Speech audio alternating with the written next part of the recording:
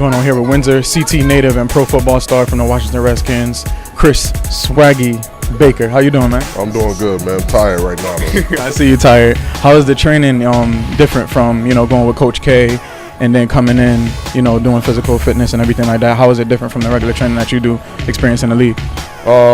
Those bands will make you dance, man. Them bands is really hard. It only takes 20 minutes and you're pretty much knocked out. A lot of times in the league, you see a lot of guys lifting heavy weights, doing like 6 to 8 reps, but when you do these light weights and hook them up to those bands, man, it's a different dynamic. You're using muscles that you wouldn't ordinarily use without the band, so it takes your workout to another level. That's what's up, man. So the transition from the Broncos, the Dolphins, now finally getting to the Redskins, starting off with the practice team, and then finally now being one of the best defensive linemen on the team.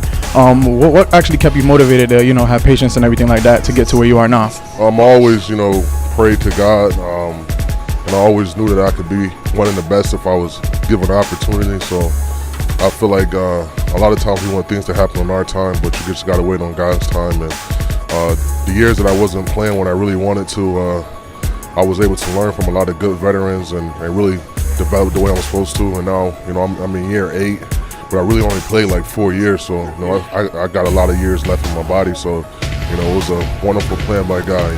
Best year of your career. 3, 2, time. Just gotta stick to his plan and just continue to work as hard as I can and go out there and perform. Keep going in with the faith. A lot of people get in the industry, whether it's entertainment, athletic, or whatever it is, and they get kind of straight away. What makes you keep that faith in God, and what's your belief in? I always grew up in the church. My parents instilled, God in me from a young age, and I always knew to depend on God and to trust Him. And the older I got, the more and different experiences I got, and I saw that God was the only one who could help me out. You can call your best friends, and you can call mom and dad, but at the end of the day, the only person that you can really call is God, and He's the one who's going to direct your path. So once I figured out to put God first in everything I do, everything just started working out for me. So now through your program, the Chris Baker Foundation, the skills and getting the youth to realize their full potential, how important it is for that. Maybe you may not have had that when you were younger, but definitely today in this day and age, especially what's going on now, it's important for our youth. So what made you strive for that mission? I remember being a young kid at Fox Middle, and Marcus Kemp used to come back with his NBA players, and they used to always come back and talk to us as a youth. And I always remember how big my eyes was when I saw Marcus Kemp. I was like, oh my God, that's Marcus. And everything he said, I always hung on to. So I always told myself, if I ever make it to the NBA or make it to the NFL, I'll come back and do the same thing. So I just try to come back and let these kids learn from the things that I've done well and the things that I made mistakes on, so that they can become the best citizens and people that they can be. That's amazing. And I'm piggybacking off of that. You was at the Y yesterday. You spoke to the kids. What was that message about?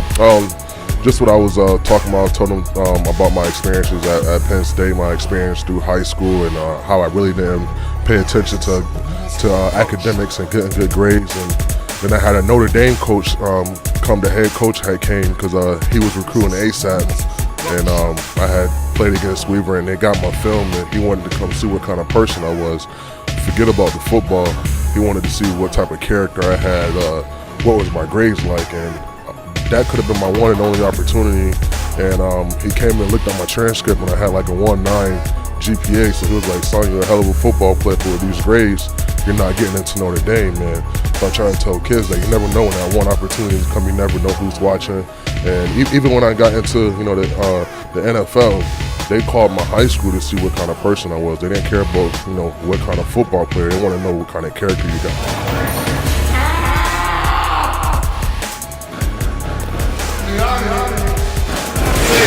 That was a beast.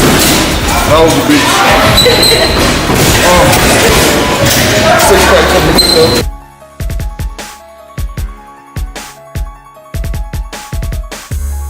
My Spanish-American, African-American brother over here, Tony and Leticia. This is, let me tell you something, 36 years of community service and working with athletes all over the world, different countries. And when you really want to come in and get a sense of home in a place that may seem like it's away from home, their doors are always open. They're totally about community, and they're totally about the children. I don't brown nose. I'm not on their payroll. But I'm telling you right now, if you're into a good workout, come on down to the Hartford Boxing Club. Best place on the planet.